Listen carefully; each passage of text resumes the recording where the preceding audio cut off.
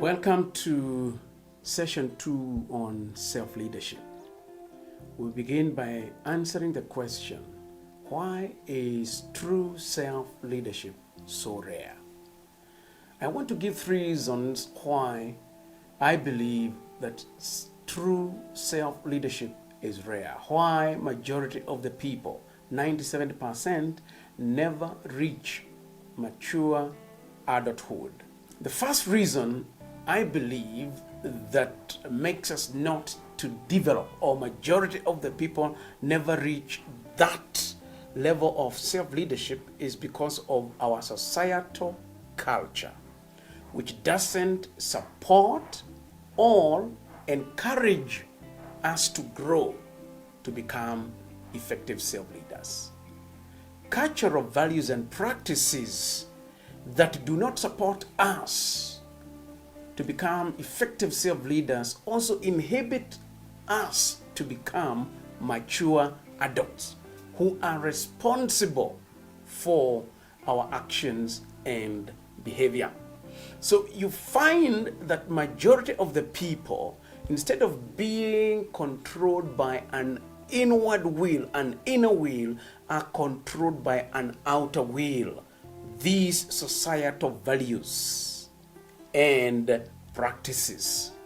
Society itself, especially our public education system, conditions us to do what we are told. In other words, our education system conditions us to be followers.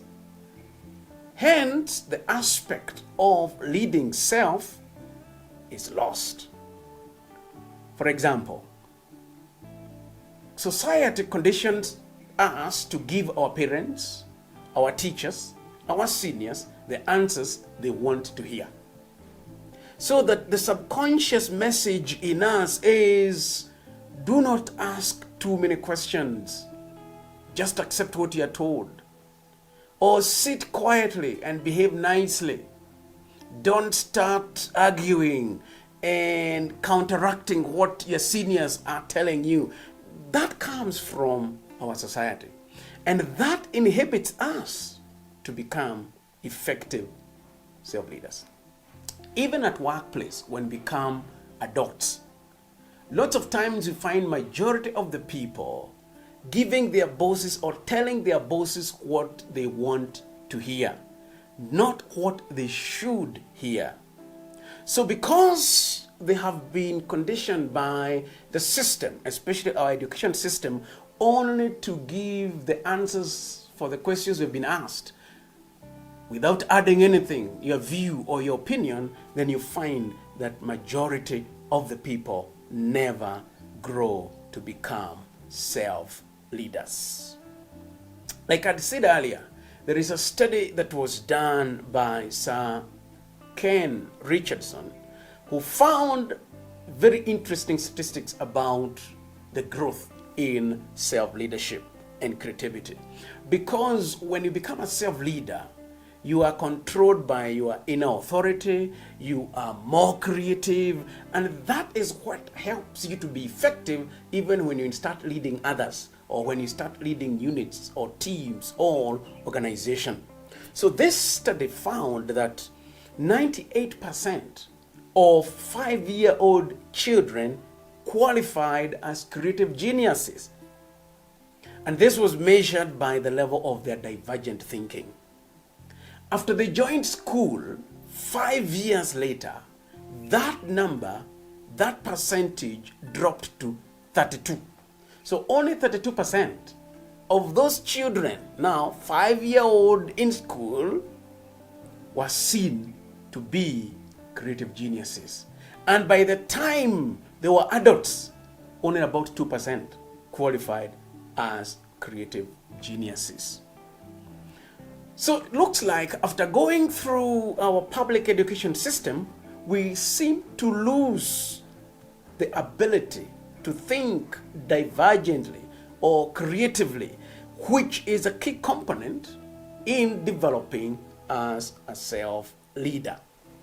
The second reason why self-leadership is so rare is that we have been conditioned by the society this time to value wealth and materiality more than developing self and becoming a positive human being, one who focuses on inward growth as opposed to being led by the outside environment.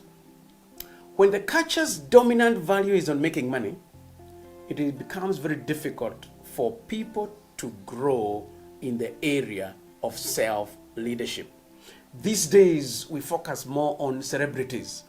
Jim Collins has been quoted saying this, and I quote, "Our problem lies in the fact that our culture has fallen in love with the idea of the celebrity CEO." And I add, even TV celebrities.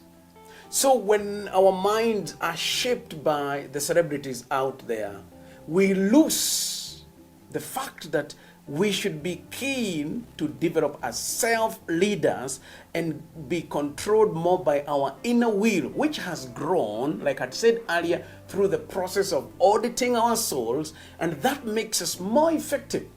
But the sad bit is we look to outside forces to govern the way we behave or what we desire.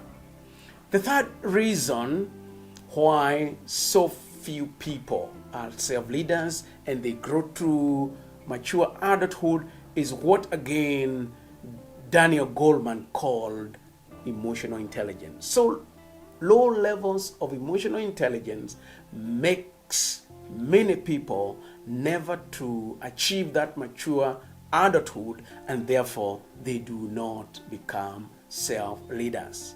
So like Goleman said, they never develop their abilities to understand self, because self-awareness is key to emotional intelligence. Self-regulation. You recall in the previous episode, I talked about responding rather than reacting to situations. Developing inner motivation as opposed to waiting for the outside forces or people to motivate you. Developing the ability to empathize. And lastly, developing social skills. Because as a leader, you need to have sharp social skills for you to influence others. This will only come if you develop self first. And therefore, self-leadership never happens by accident. It takes effort. It requires daily practice, what we call the audit of the soul. And finally, following our authentic inner will.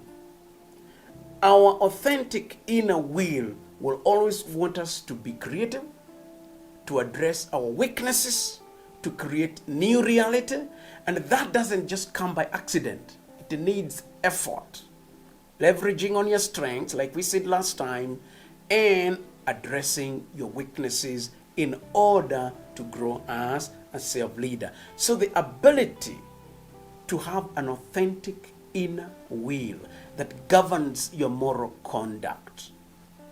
Here we talk about even your values, what you stand for.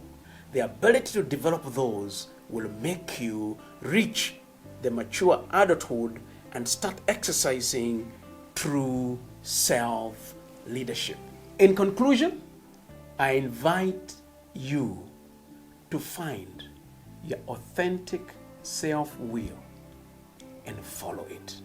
This is the only way you're going to achieve your mature adulthood and start exercising true self-leadership.